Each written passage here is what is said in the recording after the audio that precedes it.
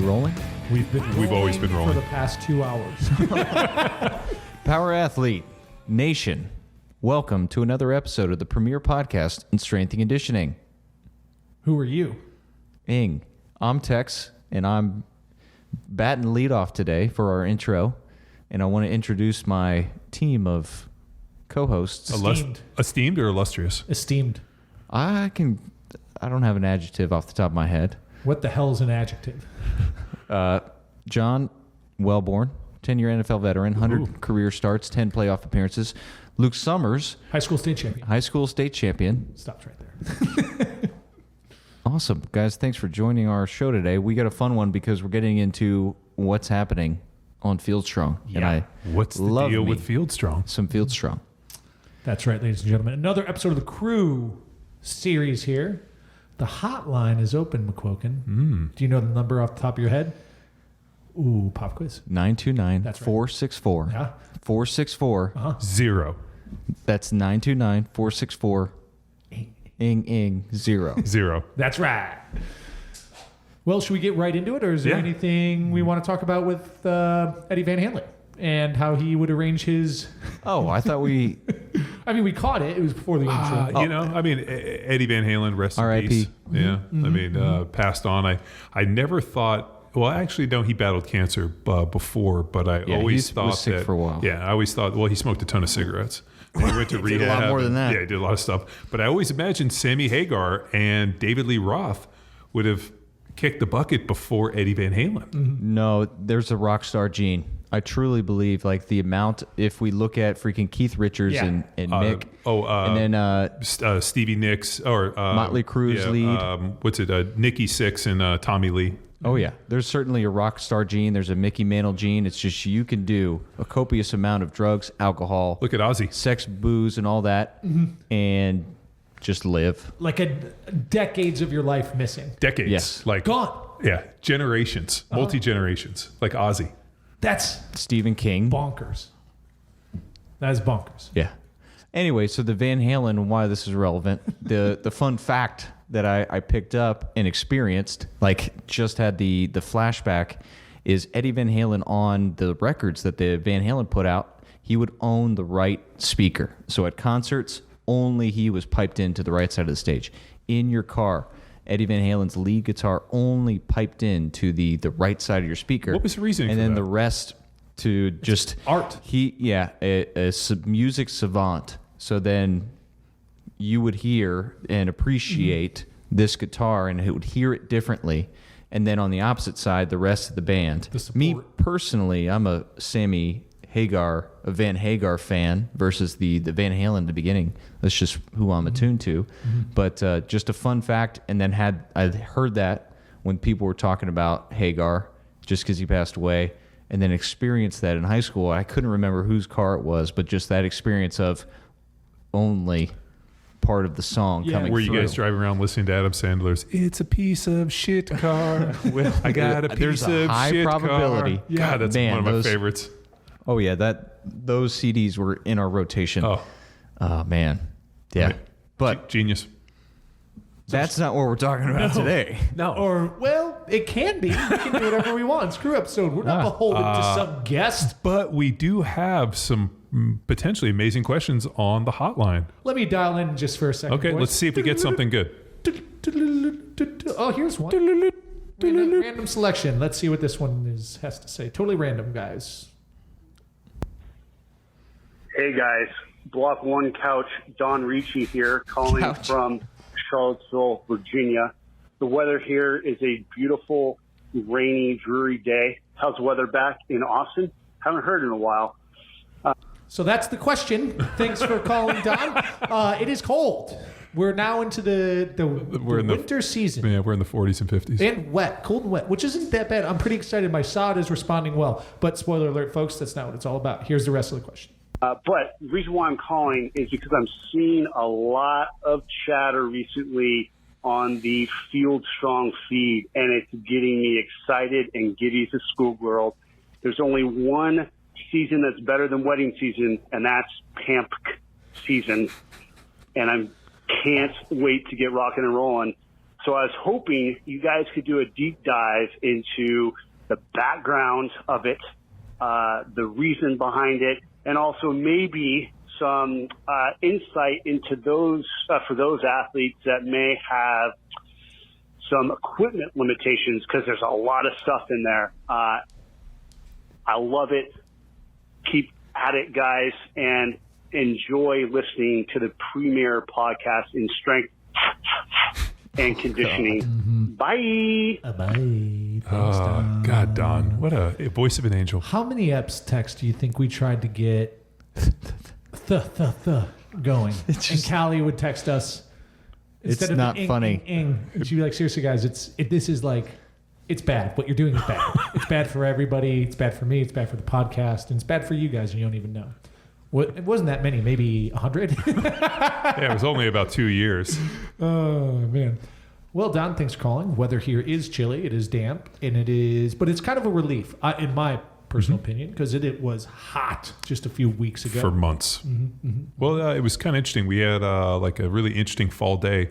We were in the office, and it was hot and kind of humid and sunny. And I turned the fan on, and I was like, man, it's kind of hot. And all of a sudden, a cold front blew in about noon. And all of a sudden, as I was sitting there, it was like down to 30? No, it was probably in the 70s. It was pretty warm when we went to go work out at the gym at 7. Came back, it was sweaty, it was kind of hot, turned the fan on, and then all of a sudden noon, it went to like 50. And as I'm sitting here, I'm like, wow, it's kind of cold. And then at 4 o'clock, it all of a sudden went down to 39 degrees. I do have a story about this. Go. Very quickly. Yes. What It's happened? part of the question, so it's topical. Oh, okay. There was a storm in Oklahoma, or there was a combined, so 2 cold fronts John, this touched. is a twister thing. It is a twister thing. 2 storm fronts Jesus, touched. how did I not see this coming? It's like a slow punch. Listen, 2 storm fronts cold fronts touched in Oklahoma and then pushed down to Texas, and they called it in Oklahoma. This is like Winter Storm Billy. So they named it Billy. Oh, Billy. And I get a text on Monday afternoon, like after this is going through. Oh, it was Tuesday morning. But Monday after it hit, and you and I were like, fuck, it's cold. And then Tuesday morning workout, I get a text from my college roommates, who love them some Twister, that a storm from Oklahoma came in named Billy. And then basically went into Billy the Extreme. Is the main character in the movie Twister. And then just an onslaught of Twister quotes and just... Should I mute his mic? I think it's just really sad that you and your friends are virgins. It's that's funny. Nice shot. Yeah. That's a burn, by the way, buddy. Ooh, burn my jaw. Yeah, well, it's fine. It's fucking hilarious. Yeah, It's no, that was... Billy the Dude, Extreme. it was really funny. Like, we were just kind of sitting there, everything was fine, and then all of a sudden it was like I would think I was wearing shorts, and I'm like, man, it's kind of a little cold in here. Well, needless to say, we've now are organizing 2021, our cast of characters in Halloween costumes. We're going to get it together. It's going to be the cast of Twister, and we've already assigned all the friends their roles.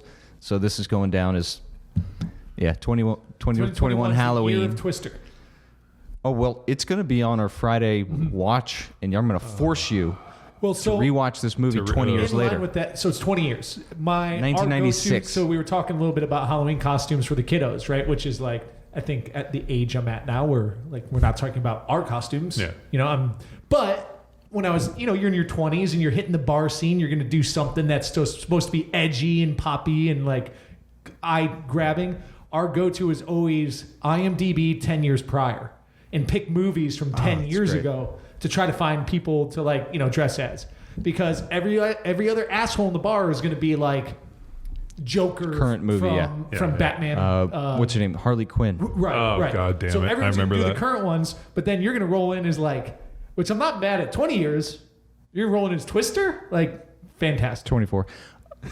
All right, final. Dude, the best costume I saw was we were in Newport Beach and we went to Rudy's, and a crew of like 20 people came in as the Chilean miners that were stuck. You remember? Yeah. Like So they were stuck and I'm not underground. It mad was a at, big like- store. Like they came in with pickaxes, yellow hats, the whole thing.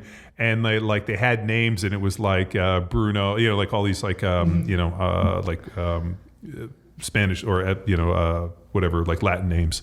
And like the one dude comes in with the flag for Chile, and I'm like, God, the Chilean miners. That is fucking genius. And there was like 20 of them with fucking lights on their hats. Yeah. I do have a non-clever costume story. I was telling Luke this morning, and I think you gave me advice not to do this because I was in California, but one Wade shirt ship visit, I visited and was staying with Luke, and then they wanted Halloween to like just a movie date night. So my cousin lives in Hollywood, or he did at the time, and just connected with him, took the van Yeah. to Hollywood and could I barely... remember this story. But my costume, I grew a mustache and was very excited about it. And I bought an old school Jake Plummer jersey. You remember his team photo where he's just like an idiot with shag ass hair and then a dirty mustache? So that was my costume. My cousin was Ric Flair. And so we were these two dudes rolling through Hollywood bars, and we were the two most popular men in the bar for other like straight men. They kept on coming up to us and be like, fucking Jake Plummer, that's amazing. I love this. Yeah. And then try to talk about like they were Denver fans and football. Yeah, And then bromance. You're like, we're then- getting hit on by straight dudes left yeah. and right. And then my cousin, favorite. everybody came up to my cousin like, give me the woo. Like, Woo! and dude, it was hilarious and like, oh, we are such Was that like idiots. the year of the Sergio Holmes, Ric Flair, like viral? It was 2016. Yeah, yeah. So I'm not sure if he had his resurgence. Uh-huh. So I think it was pre-resurgent of Nick or It was probably right on the front end of that. yeah, like before his daughter hit the diva scene. So like people were just like, no fucking way. Mm-hmm. And then they were hitting us. They were. I don't think we got any beers out of it, but just like nonstop. We're like, oh, what do Compliment. But we do? did get a bunch of Cosmos. No beers. Apple do love an teenies? apple teeny. Problem. A lot of apple teenies. Daiquiris? Daiquiris. Do you have a blender back there? But the nightcap, we did go to a strip club. Like it was the one across from the Comedy Store. Like I have no idea The Seventh about. Veil. I don't no idea about Hollywood. That was my only time there. I just remember seeing There's the Comedy Store. on Sunset. It's the Body Shop, and then there's Seventh think Veil. the Body Yeah, Shop the Body sounds Shop's familiar. probably where you went. Yeah, but then even in the strip club, we're getting approached by men, bros? and it's just like we are the call- stupidest. No, yeah, and it's like, yeah, it's so easy. You know, it's like so obvious, so easy, right? Just a little bit of facial hair investment is all it took. Yeah, but And like I guess bounced it. everybody was so surprised that somebody was frickin' Jake Plummer. I don't know, stupid. It's great. Pivot, hard spin zone. Two storms have collided. We're now Hurricane Billy. Let's get back to the topic. So Don Ricci wants to know about PAMC. PAMC. Power athlete metabolic conditioning cycles. Circuit, metabolic circuit cycle. Circuit cycle. Yeah, Metabolic circuits. Yeah, that's what it is. Metabolic circuits. Power athlete metabolic circuits.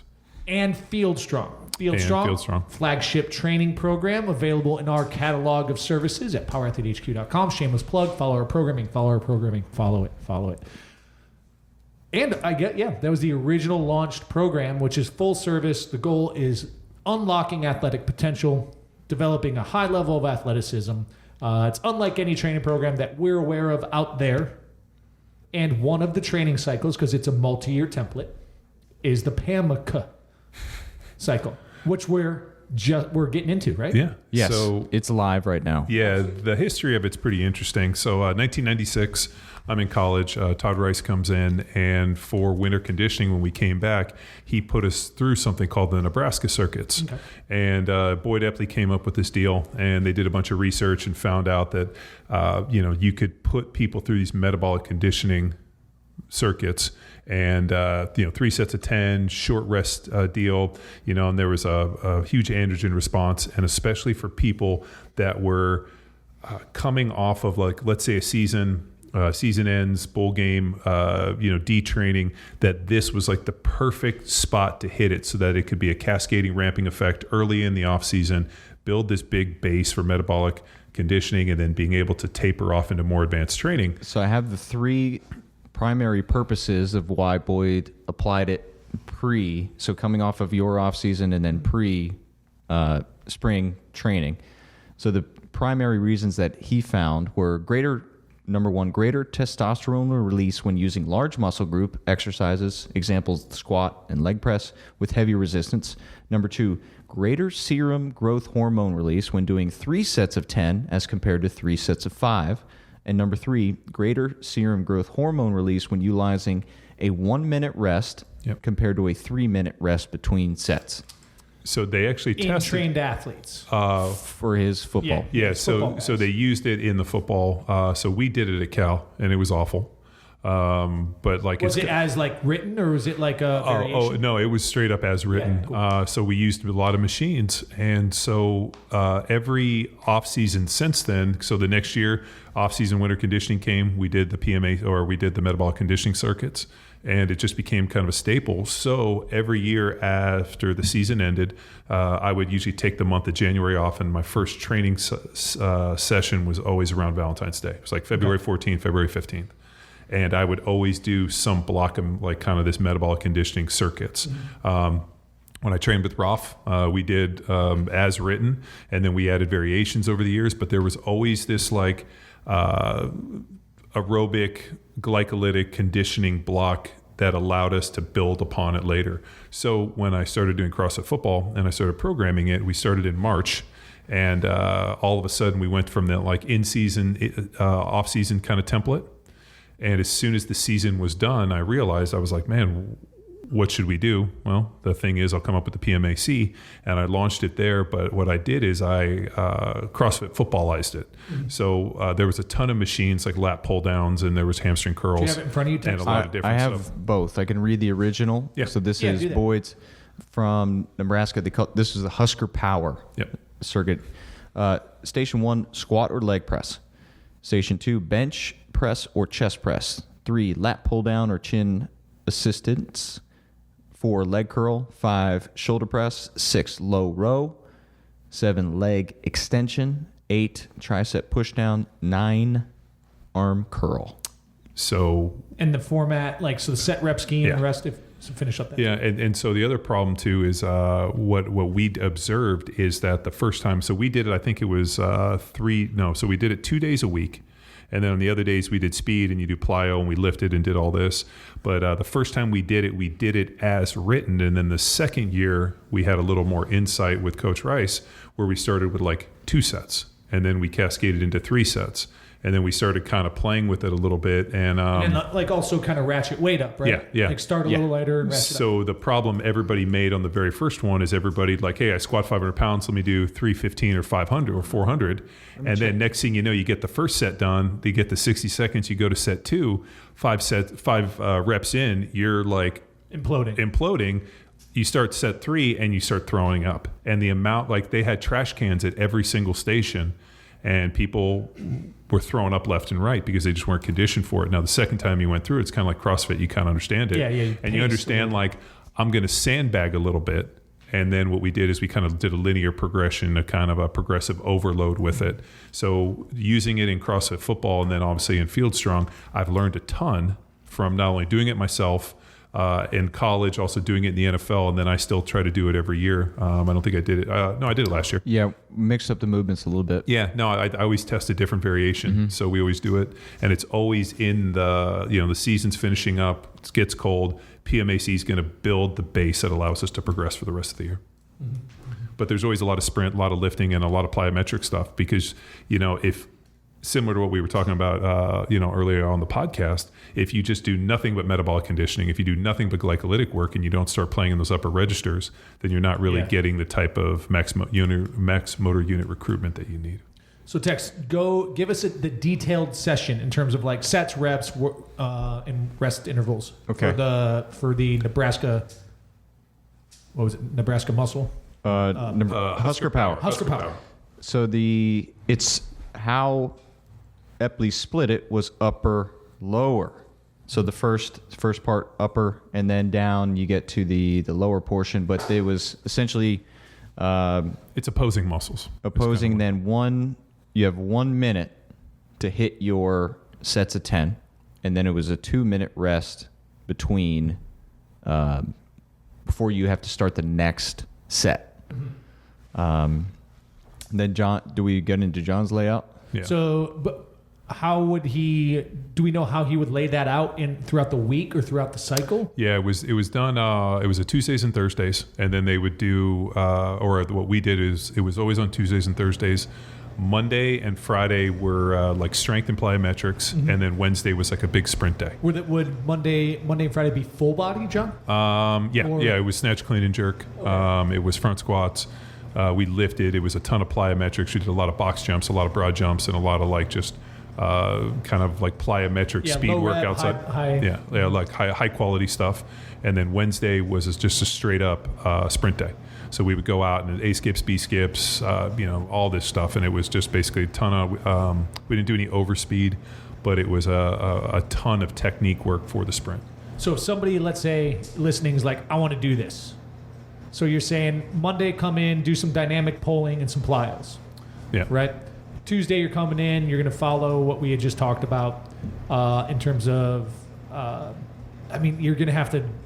I doubt they're going to have a leg press and pull, so you'll have to. So like, that's kinda why use I the power athlete version, right? Yeah. So that's why I came up with the CrossFit Football Power Athlete version, because the people that we're working for, or like the people that are on our training programs that we're working with, I always kind of picture the garage gymmer, the people Right, that right. like what's the. If you have access to a leg press, like if you Yeah. want to sub it in, you can, but we're going to write it for the Yeah. squat. Barbell. You got a barbell. Some dumbbells, Yes. and like plenty of kettlebells. iron, squat rack. Yep. Pull up station. That's So- probably what you're working with. Yeah, right? and so like realizing that the people that were following the CrossFit Football page, like weren't necessarily training in a Globo gym where they would have this stuff. So like instead of tricep pushdowns, which we do, we had dips and we had supine ring rows, and there was just a lot of things that were more within the training paradigm and that like exercise bank, let's call it, that was more applicable for the people that we were working with. What I found was that the amount of people that were doing the metabolic conditioning circuits like went through the roof, and people started looking at it, and I would get emails and talk about it, and people loved it. So when we transitioned over into Field Strong, it became a staple within the training program. So go into the Field Strong one, like the details of it, Tex. Okay. Just the circuit alone, and then we can get into the waves that John was able to layer on. Circuit itself. So we have back squat to begin, barbell back squat, barbell bench press, pull up strict, full GH ham raises, and then press, strict press vertical, chin ups into front squat, a little spicy, and then barbell parallel bar dips, Little and then our curls. Yep. Well, The front squat is not a little spicy. The It is spicy. very spicy. The front squat at the end, it was the ultimate like eye poke, Yeah. like a you got Yeah, me yeah. you poked me in the eye, like in that's the, where it gets everybody on that first run. yeah. yeah, and man. and the problem is people that ego, and I always love like the Johnny Rockstars and all the people that would follow it, like Not actual, or like for real Johnny Rockstar. yeah, Okay. but like Ingo and all of them, like Ingo's done it for what, like since for the 8 years. 10 years. He's always on there like coaching people up, like take your ego out of this. Yeah, Start less. conservative. So, yeah. Make the first day easy and linear progress, because we didn't do that. And I remember the first day I'd squatted 600. We get in there. I put I think it was like 365 on the bar. I hit the 10. All of a sudden they yell time. I get underneath it, and like set 5. All of a sudden I can taste metal like I'm throwing up, and I rack it, and then all of a sudden I'm like strip plates off, and I'm down at 225, barely getting it. And the best is we got no coaching on what weight to put on the bar. Right. They just and I think the reason was like, fuck these kids. Yeah. Why not? Yeah. You're bulletproof. So Tex, the rest intervals, Well, you have 80 seconds to complete, the whole thing. Right. and then before your next set starts. Yeah. So Yeah. if So you we want hit, the back squat. Each movement is back to back. So this waves. So we start light, medium, then you get to heavy, still with 2 sets for 2 weeks, and then the third week is when you bump it up to 3 sets. That's right. Yep. But then wave back down to a lighter weight because we get more volume in there. right. Another mistake people make is just linear progress this. Yeah, and then no, you add a whole different. This is the interesting thing, is having the experience of doing it traditionally, and then doing it like when we started training in the NFL, and then having done it over the years, the waves and the way that I've set it up, I think is the evolution of this stuff. So, we talked about like, if you do something and 10 years later you haven't changed, or there isn't some evolution of it, I think Right. at that point you're not either studying or working, or you're not doing it. You're just spinning the same story. So I like the fact that it's evolved and we learn something every year from it. Yeah, so I guess, ladies and gentlemen at home who want to give this a sucker a whirl, here comes the challenge of the garage gymmer with a barbell, some plates, a rack, and these movement selections is like you need to go in with the plan on how you're going to load the plates, because it's probably not going to be traditional. Like if you're going to load on 225, you may not use wheels because you're going to want to strip off for one of your next movements down to 95. So you might put 25s on the inside and then peel off your heavy plates, because like, so have a plan going into it. And that's what one of the big things. Use the rest to prepare. It helps to have more than one barbell. That was another thing. Like, So, for sure. we've had people that have used one barbell, but all of a sudden when you go from, what was it, back squat to bench press. Back squat to bench Yeah, press? yeah. So we've had people do it where they did the back squat and then like instantly transition into the bench. And so I mean there's going to take a little bit not necessarily a Chinese fire drill, because that would be cultural appropriation and maybe ethnically insensitive. But it's going to be a little bit of a scramble to get it set up. It helps to have two barbells For sure. So what we had people do is, if you're going to back squat on the outside of the rack, and then have the pins on the inside with the bench already set up. Even if you have one, you can strip it all off, throw it on there, and hopefully get it done. Or what we've done, or I've seen done as well, is back squat and floor press, right? So like you can dump the bar, peel the plates, put in your low J hooks, get under there and make it happen. Or I guess you could, if you have heavy enough dumbbells, like is the barbell essential, or could you theoretically use a dumbbell? You could use a dumbbell. Yes, because the focus is metabolic conditioning. And then the bench press, if you have that opportunity, that would be the one sub in there I'd recommend. What about dumbbell shoulder press? Well, I don't think you have to, the way the structure of the setup. Good. Yeah. Because you have a movement following, you got the chin-ups following the press to then hit your 10 chin-ups and then, or max reps. What I did with this when I was working with high school kids, we did max reps on those just to get it out of the way. Yeah. But then during your chin-up rest, you load up for your front squat fight. Yeah. And the reason I did the front squat like that towards the end was obviously it's going to be lighter, so it's going to be easier to kind of get into that. So the idea of stripping out and setting that up. Well, maybe not obvious, John, because there are some proficient front squatters that have had their shit pushed in. Once they get to it's a sixth movement, seventh? It should be 10 movements. Yeah, it's six or seven. So it's plus one, and that is almost the plus one where Epley's the lower, there is no lower body challenge aside from the leg extension. Right. So this front squat adds a mental FU. Oh, I dude, this whole thing was well designed in that how they did it. And if you'd ever been to Nebraska's weight room, and I was fortunate to take a trip out there and see it, they had him and probably 30 strength coaches, and they had enough stations and enough bars and racks and whatever that every player, like you and your training partner, everybody had a rack. So they had like 40 or 50 rack. It was absolutely insane. And he sat up in his office with all these cameras, like in this command station, and he could set one or rack 27, and he would just sit up there and like God talking down. So weird. So for the glute ham, how are guys and gals subbing it on Field Strong if they don't have a GHD? I would recommend our manual resisted hamstring curls, and then five good reps if you're really counting that eccentric. Or you could do like the Sornix hamstring roller we use, or the physio ball hamstring curls. If you got a physio ball for set up in a bridge and hit your curls and get a big squeeze and pump at the top. So the big thing here is we're looking for is like that knee flexion. Well, isolation, isolation of that hamstring.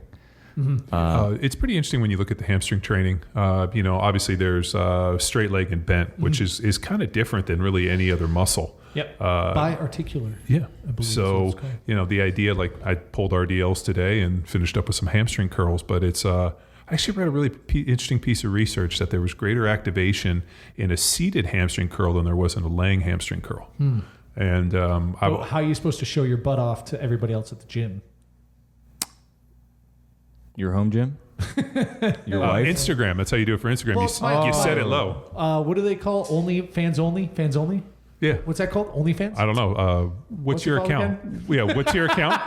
The Luke Summers at Fans Only? No, that's another guy. Why are you blushing? I'm just hot in here. It's so hot. He's really blushing. Dude, if you had Fans Only over there just in there taking weird pics, I could totally see it. And, Well, you have- and Bo Colombo would be paying for it. Yeah, sign he up. has one follower, the Penguin. What do you mean? He's paying himself. He's paying himself. Right pocket, left pocket. Oh, that was a great shtick. Is that a burn or not? I think that's just truth. Pinguino. Pinguino, get out of here. Okay, so back on it. So we're Oh, and not the circuit alone, like where John expressed the value on these. So circuits were going to fall Tuesdays and Fridays, but still, now we on Field Strong get the opportunity to reintroduce our Olympic weightlift movement and action in there, and really get explosive. So it's not as heavy a load as Well, the reason is there's really no eccentric load in the Olympic movements. So everything's very concentric. So we can actually put a ton of dynamic pulling and a lot more of this type of stuff in there because of that. So there was an interesting balance in terms of the plyometrics, a lot of dynamic Ole pulling, and that was really just kind of an interesting foundation. The problem is that there is a really interesting adaptation that happens within the windows in which you're doing it. The problem we ran into is that, and you saw this when you were at Texas when they were just doing nothing but metabolic conditioning circuits, where all of a sudden now they were having injuries because you were asking them to do something extremely ballistic, dynamic, explosive, and over again, repeated max effort, deal, put your foot in the ground and sprint as fast as you can. But I've been doing a training that we talked about earlier, necessitates the conversion of fast twitch muscle fibers to slow twitch muscle fibers to be able to survive the load. So it works great for building that aerobic base and that conditioning, but at some point you have to transition into a more heavy dynamic training program. I was reading something that I think it was Brent Contras, the glute guy, was talking about, and being like, conditioning is great, but if your only focus is conditioning and getting your heart rate up, you're leaving so much on the table for muscle mass and development and whatnot. And then people be like, oh well, look at the CrossFitters, and I'm like, yeah, but we also know women can handle a higher percentage of their 1RM for more reps, and the volume, and women respond differently to volume than guys do. So. There's a period of time where this is very valuable in the context of the entire training cycle, like what you're doing on Monday, Wednesday, and Friday in concert with this for a certain period that allows us to get into a more advanced training. So Tex, let's go ahead and give all of our listeners an entire week of training that they would see on the PAMC. okay. And then, hey, if you got a home gym, if you have access to a gym, try it. It's and fun. Then join us. It's fun. All Join right. us on Fieldstrong. Monday, we would get into our Bergner warm up into some power snatch variations. So power snatch, including the catch, into power pulls and some accessory work for explosivity. Nice. Which principle is that, John? 12, 13. I thought the 13th 10. was no. I mean 12 is slay everything. No, what was 11? I think 11 is explosivity. 11 is pick up straight bros. No, it didn't. Didn't I have? What was the funny one that you were like, that's not a principle? Explosivity. It was explosivity. Yeah, you were very serious about it. I think it was 11. And the funny part is, I don't even know if that's a word. It wasn't then. It might be. Yeah, we coined it. It's kind of like unscared. So that's Symbology.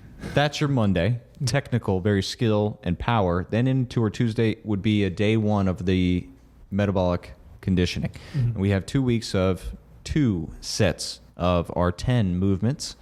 And then our Wednesday, we would get into an active recovery, some form of Before Wednesday. If you Before don't Wednesday? mind, just do a walkthrough. Because Okay. even if we've mentioned it 3 or 4 times, and we know for the newbies on Field Strong, they're going to for whatever reason, it's a hard one to conceptualize. write it down, go into it, and have Yeah. a plan. Yeah. We got our pre-warm-up, warm-up. So some step-ups, some dead bugs, and get your chili hot with a salt bike. Pushing that for a minute. So imagine 3 rounds of those 3 into our setup. Our barbell back squat, and we're going to do 2 sets of 10. You have 80 seconds to complete 10 reps. We encourage you to push it. Imagine you're going to execute those 10 reps within the original plan of Epley's 30 seconds. Yeah. That's how you know it's a good weight. You hit it in 30 seconds, not used 80 seconds to hit your 10. Yeah, like 25 to 30 Yeah. seconds. You There- should be finishing your 10 reps. Yeah, the reason I did it that way, where I gave, because later on, what we'll do is I'll give you like a 60-second rest in between your sets. But we ran this thing on a running clock. Yeah. So it's just, Yes. what I'm trying to do is I'm trying to force you to have a sense of urgency in the lifting, whereas then later on you keep that kind of Like that high Yeah. tempo. yeah, like you understand what's required of you. So this was just like, I think it was easier to teach people on the front end the intensity I needed later before I layered it on. Yeah, so you're trying to maximize your rest. So you're setting up a clock for essentially like an 80-second repeating timer. Correct. Right. And push it for that 30, which then leaves you how much time for rest? Nobody knows. For our listeners? 50. 50 seconds. The next movement are bench press. So again, 2 sets in a row. So within that final, if I'm using one barbell, crack my back squats off, I got 50 seconds to rearrange and set up my bench press. Right. So barbell bench press for 2 sets in a row, 80 seconds per. Then you're on to your strict pull-ups. Using your strict pull-up to rest and get set up for your next barbell movement would be a press, but I have strict pull-ups, 2 sets, 10 reps, 80 seconds to complete it. So what Tex is talking about there, you jump on, you hammer out your pull-ups, and when you pop off your pull-up, you're fiddling with that bar, getting it ready for your press. Sure. And the movement following the pull-up is going to be your full glute ham raise or your hamstring curl, whether that's on a ball or MR curls. Yeah, you're pinning your ankles down on your knee, and you're doing like the Nordic hamstring curl. For our viewers on YouTube, I'm doing that action. And, Or the physio ball curl or something Hamstring else. roller. Yeah, something. and then you're moving from hamstrings into your strict press. This F's a lot of people up as well. I suggest put some 25s on there and figure it out versus committing to the 135-pound option. No, you got to that's why. So this is the mistake we made, was that by setting it up this way, it allows you to kind of understand, because all of a sudden we're going to do this in week 3 and 4 and 5 and 6. That's when shit gets serious. So I'm Right. trying to let people kind of figure out the template, like, the progression, how they're moving through it, the weights. It's like a learning curve, Yeah, right? yeah, and then or it's like, hey, like you start off at first gear, and all of a sudden the RPMs get up, and then we shift into a second, and the speed goes up. It's the same as just driving a manual transmission. Press. 80 seconds, 2 sets of 10 each. Then you're on to your chin up. 2 sets of 10, 80 seconds to complete it. During your chin up rest, you're setting up for your front squat weight, your fight. I'm going 225 to start, so we'll figure that out. Oh Jesus! I got short levers. The front squat then, now we have 2 sets of 10 reps. You still need to push that 30 seconds. Don't just move through this. So you're think of a saying- metabolic. Like at this point, will they be tired? They'll be pumped. Yeah. They'll be feeling pumped up. Their movement, they'll hit a fatigue in their movement versus a feeling of fatigue. Like they'll be surprised where the wall they hit in their front squats versus how they're feeling. Their muscles will tell them otherwise. 2 sets of 10. These 10 are a fight. Push for that 30 and maximize your rest time, as Luke said earlier. Do we allow them to take weight off? No. But anyway, 2 sets of front squats, you figure it out because you're basically finding a good weight to restart on Thursday. Yeah, exactly. Then next, moving on to our parallel bar dips. You hit 10. I like to add weight to these, so it's still within the 30 seconds. Full range pump. And then finally... Is the second of the week on Thursday or Friday? Friday. It's on Friday. Okay, cool. Because I Then- said earlier it was on Thursday, but it was always Tuesdays and Fridays. And then we would snatch, clean, and jerk Mondays and Thursdays, and then sprint and, on Wednesdays. That's what it was. Yep. Then final action is barbell bicep curl. 2 sets of 10, and You don't can be use afraid to Luke dumbbells. Summers it. Yeah. Yeah, you can use anything for the barbell, for the biceps. What the hell is that supposed to mean? Violent hip extension bicep curls. I got an off the strict curl. I'm over it. I got an email yesterday from a guy who's been following Johnny Bod, and he asked how long Johnny Bod should take. And when I look at it, I think sub 20 minutes, 15 minutes. yeah. Like I can hit that thing like superset through it. Johnny Bod's been taking him 40 minutes, and is this a problem? And I literally laughed and I was like, "How long are you resting in between sets?" He's like 3 to 5 minutes. And I was like, no rest, no waiting, smash it through. Yeah, attack. It's somewhere between 6 and 8 sets, supersets of all these different, anywhere from 2 to 3 different movements. I was like, dude, you should blast this thing. Right. If you got to rest 3 to 5 minutes, and he's like, well, I'm like, your conditioning needs to come up dramatically. But yeah. I'm sorry. Well, you know what they say about bicep curls? It's all in the hips. Yeah, kip those curls. They? That's like Twister. There's only one person that really likes that movie. That's. I established there's multiple people and we all lived together in college. Russell Crowe. We want to. Russell Crowe. What's wrong with him? In Was he in Twister? Well, in A Beautiful Mind, there's a lot of people that lived with him as well. Yeah, but did he win a Nobel Prize? Potato. I'm not sure that fits there, but whatever. Bill Paxton. Fuck, he's great. And then He hasn't been in anything since. he passed away. R.I.P. John. He was Chet in Weird Science, and that was really the highlight of his career. Ooh, jaw drop. Alien. Not day after tomorrow. Live, Die, Repeat. What's that movie with Tom Cruise? You know. Edge what of I'm talking Tomorrow. about. Edge of Tomorrow. That's He's a fucking great. Edge of Tomorrow. Yeah, where he plays the DI. Asshole. Yeah. That's good. So that's the Tuesday, and then we have some active recovery, cool down movement, and then the Wednesday that we got a variety of action throughout the cycle, but think opportunity to sprint, do some rowing, VersaClimber variety, but get your heart rate up. Then Thursday will bring more power. So we got some dynamic pull. This is more of a clean. So think of Monday as more snatch action. Then Thursday is more clean action. And on to our next day, or Friday is our second day of the cycle or the circuit during the week. And it's a repeater. It is a repeater, but theoretically would wave up to medium weight if So you you complete it. So what typically is going to happen, though, people are going to be like, well, I went too high on the press. I went too low on my dip weight. So that's kind of like if you're brand new to it, it's your correction. Yeah. Right? And then week after week, ultimately the goal is to just kind of nickel up on certain movements, like, 5 pounds here, 10 pounds there. And then after 3 weeks, you add around, do you think? Yeah, I think. Week 3 is. Yep. Then we go to 3 rounds. The idea is that the first 2 weeks is really helping you. Like, I realize everybody's going to go too heavy. So if you don't go too heavy, then you're going to ratchet up weight. But if you went too heavy, you're going to be a little smarter on that second one. Mm-hmm. And then all of a sudden you're going to normalize on the next one. And then you're going to figure it out in the third and the fourth. Yeah. And then when you get to that third week, now all of a sudden, now you're going to be smart. You're going to go back to that first rate because you're going to add a set. So we are doing some progressive overload with the reps. Yeah. And just to repeat, and we've said it 4 or 5 times, but invariably, people get confused. There's 2 sets per movement or 3 sets. Those sets are done back to back before moving to the next movement. Correct. So you have an 80-second running timer. When that first 80 seconds expires, you begin the second set. Yep.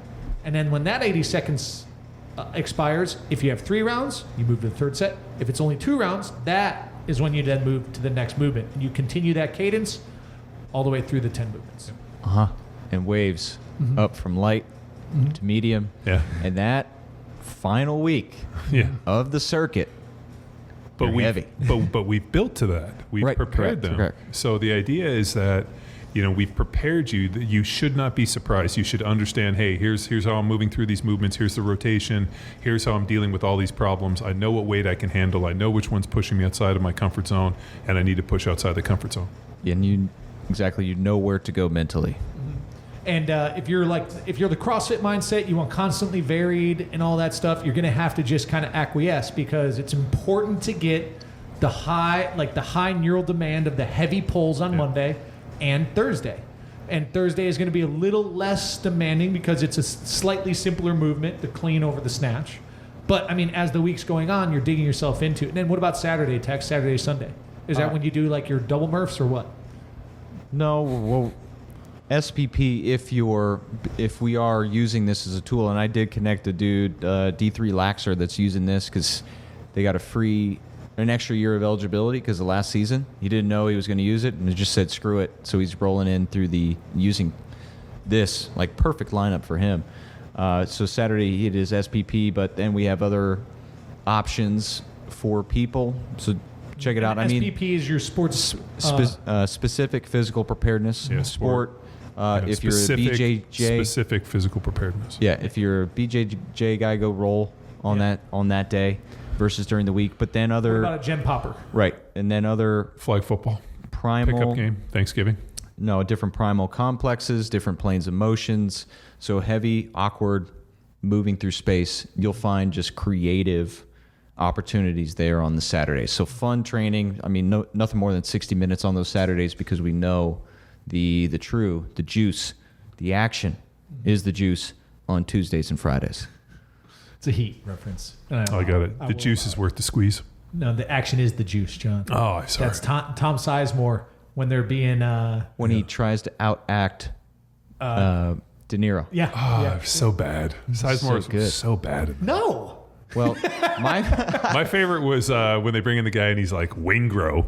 I'm like, who the hell's name is Wingro? That guy's awesome. That guy's my favorite time Sizemore is Point Break. When he's the rat mole in the biker gang. Yeah. And Johnny Utah During the raid. blows the raid. Oh, that's right. And he's like, you think I like this haircut? I like this hair, man. My wife wants me staying at Ramada. Oh, he's great. And he doesn't remember any of those decades. We're going back to freaking partiers. Yeah, Rockstar Talk Gene. about Rockstar Gene. Yeah. What else? Sizemore's got it. What else was he in?